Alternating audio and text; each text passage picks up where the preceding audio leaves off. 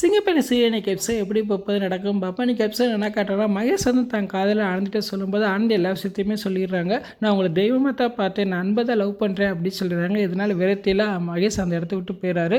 மகேஷை காணல எல்லாருமே தேட ஆரம்பிக்கிறாங்க. ஹாஸ்டலுக்கு ஆனந்தி வராங்க. அங்கே ஃப்ரெண்ட்ஸும் சத்தம் போடுறாங்க. அன்பு அவ்வளோ சொல்லி நீ எதுக்கு அந்த ஃபங்க்ஷனுக்கு போன அப்படின்னு சொல்கிறாங்க. அப்போ ஆனந்தி சொன்னாங்க, நான் போகாமல் இருந்தாலும் மகேஷ் சார் என்னை கூப்பிட்டு தான் போயிருப்பாரு, அதான் நடந்திருக்கும். எப்படின்னா ஒரு நாள் தெரிய தான் போகுது. என் ஃபீலிங்ஸ் ஏன் யாருமே புரிஞ்சுக்கிற மாட்டேங்க, அன்பு கூட என் ஃபீலிங்ஸை புரிஞ்சுக்கிறாமல் என்கிட்ட எதுவுமே பேசாமல் போயிட்டாரு அப்படின்னு சொல்கிறாங்க.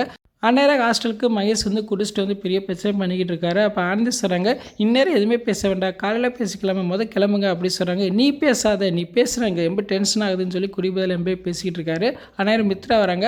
மகேஷ் உடனே காரணம் ஆண்டியும் அங்கிளும் தேடிக்கிட்டு இருக்காங்க, நீங்கள் வீட்டுக்கு போ அப்படி சொல்கிறாங்க. என்னால் போக முடியாது, இன்றைக்கி எனக்கு முடிவு தெரிஞ்சாகணும் அப்படின்னு சொல்லி குடிபதில் வளரிக்கிட்டே இருக்காரு. அந்நேரம் ஆனந்தியோட ஃப்ரெண்ட்ஸ்லாம் சொல்கிறாங்க, அன்பு வந்துக்கிட்டு இருக்காரு அப்படின்னு சொல்கிறாங்க. இதை கேட்டோன்னா ஆனந்தி எம்பே அதிர்ச்சிறாங்க. இப்போதுக்கு அன்பு இங்கே வர சொன்ன தேவையில்லாத பிரச்சனை அப்படின்னு சொல்லிட்டு இருக்காங்க. உடனே மகேஷா சொல்கிறாரு, அவன் வரட்டு, அவனுக்கு இருக்கு வேடிக்கை, இன்றைக்கி எல்லாத்துக்கும் ஒரு முடிவு கட்டுற அப்படின்னு சொல்லி என் ஆக்ரோஷமாக நின்றுக்கிட்டு இருக்காரு.